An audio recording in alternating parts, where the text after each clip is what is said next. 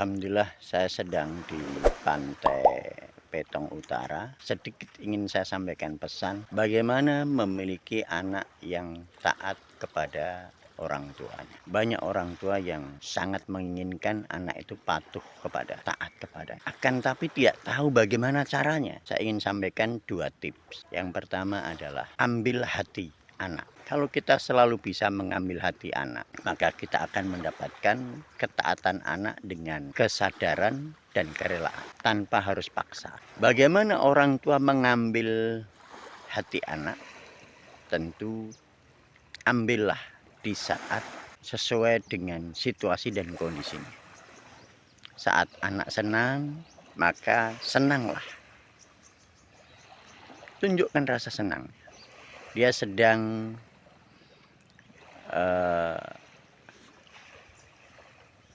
tenggelam dengan permainannya, sedang asik dengan tontonannya, dengan asik dengan gamenya, maka tunjukkan rasa senang.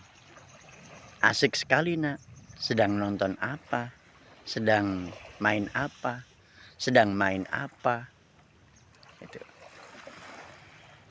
Itu akan membuat dia terbuka hatinya. Nah, setelah itu baru kita sampaikan, nah sekarang udah waktunya sholat, atau sebentar lagi sholat, maka sholat dulu nak, nanti dilanjutkan setelah sholat. Saya yakin anak akan patuh kepada kita. Lah, keterampilan mengambil hati anak ini yang harus dimiliki oleh orang tua. Jangan hanya bisa membentak, memarahi, mengancam, menghukum. Ya, ketika waktunya azan, anak masih bermain, tenggelam dalam tontonannya, dalam mainannya, dalam gamenya, langsung kena marah, kena bentak. Ayo tinggalkan, sekarang udah waktunya sholat. Ya, ini nggak akan mendapatkan kepatuhan. Anak akan melawan, anak akan menjawab, nantilah, ntar lagi.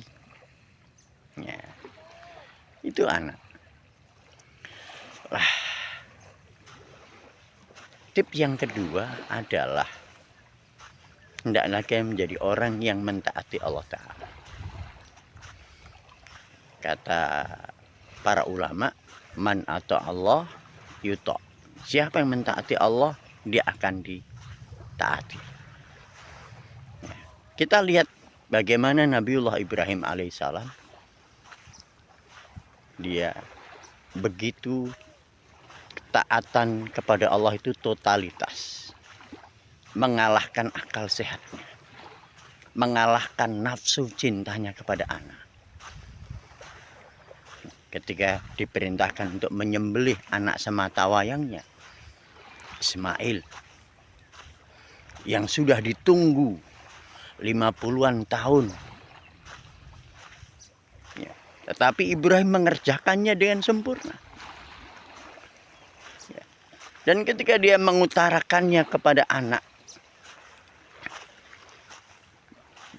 ketika Ibrahim mengatakan, ya bunayya, inni ara fil manami anni atbauka fangdur madza tara. Qala ya abatif al ma tu'mar satajiduni insyaallah minas sabirin. Wahai anakku, aku melihat dalam mimpiku, aku menyembelihmu.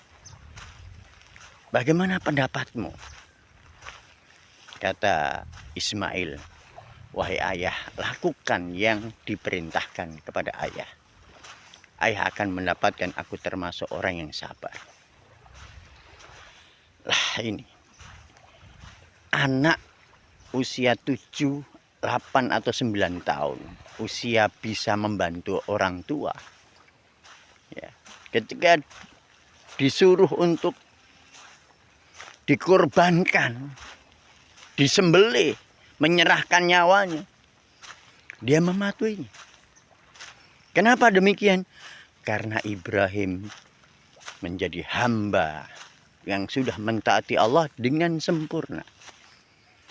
Ya, disebutkan dalam firman Allah Ta'ala, wa izibtala Ibrahim rabbuhu bikalimatin fa'atammahun qala inni ja'iluka linnasi imama qala wa min dzurriyyati qala la yanalu ahdi dzalimin. Ketika Ibrahim diuji oleh Rabb-nya dengan perintah dan larangan, Ibrahim mengerjakannya dengan sempurna. Dan Allah akhirnya mengatakan, wahai Ibrahim, aku perintahkan kamu, uji kamu dengan itu, tidak lain adalah karena aku ingin menjadikan kamu sebagai imam bagi manusia. Ibrahim mengatakan, wah ya Allah, jangan hanya aku, tapi anak keturunanku juga.